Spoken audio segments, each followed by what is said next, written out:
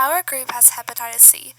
In this PowerPoint, we will be covering the biology, pathology, epidemiology, current research, current treatment, and social impact of the disease.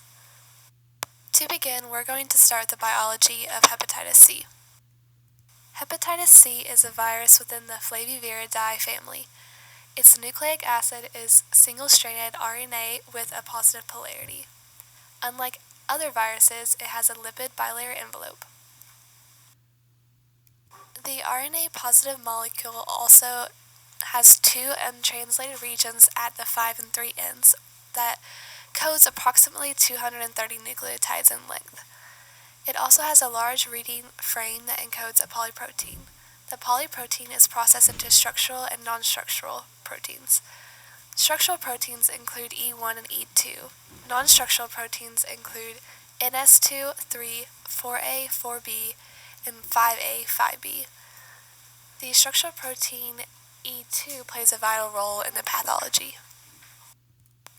Now we're going to talk about the pathology of hepatitis C. The lipid envelope of HCV binds to proteins that are only expressed on hepatocyte surfaces. The attachment of the virus to the cell surface causes cross-linking of the receptor CD81 to other proteins. The cross-linking prevents binding of NK cells and T cells to the hepatocyte, inhibiting recognition of the virus. The virus is then allowed to continue replicating and causing apoptosis of the hepatocytes. Recognition of cell damage of the liver causes inflammation and cell repair, which is what causes cirrhosis and liver failure. Overall, hepatitis C affects hepatocytes, and the human immune response is what causes liver damage. Now we're going to talk about the epidemiology of hepatitis C. For the epidemiology, the most affected regions are Eastern Mediterranean and European regions. Infections among countries are concentrated to areas where injection drugs are more prevalent. Hepatitis C has several genotypes, which several subtypes of each. Genotype 1 and 2 are most prevalent in the Western Hemisphere. Genotype 3 is most prevalent in South and East Asia and Europe. Genotype 4 is most prevalent in North America and the Middle East. Genotype 5 is most prevalent in South Africa. Genotype 6 is most prevalent in Asia.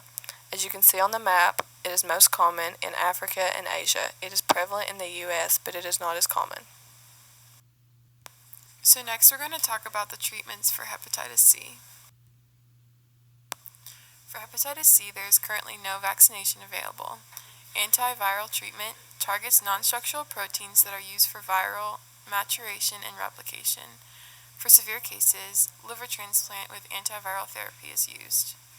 Interferons interact with the signaling pathways of the disease. A common antiviral treatment, ribavirin, is a drug that works by stopping viruses from replicating and spreading. Epclusa was released in 2016 and treats all hepatitis C genotypes, especially those in the chronic late stages of the disease. This drug works by inhibiting non-structural proteins needed for the replication of the virus.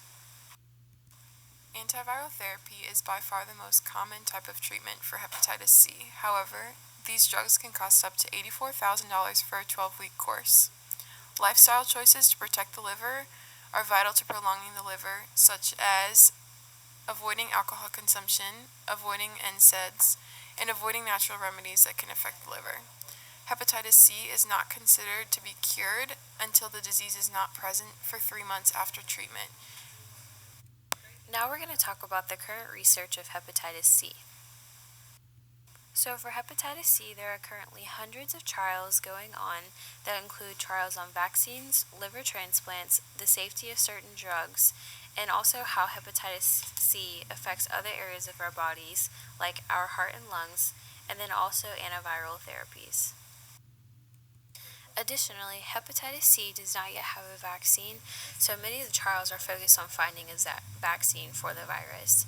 And the reason that there isn't a vaccine yet is because the virus has very unique characteristics, such as the fact that there are at least 6 genetically distinct genotypes with multiple subtypes, around 50 of those, that have been discovered so far.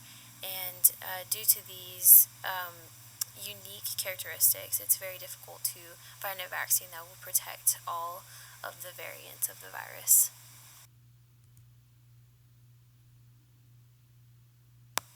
So now we're going to talk about the social impact of hepatitis C.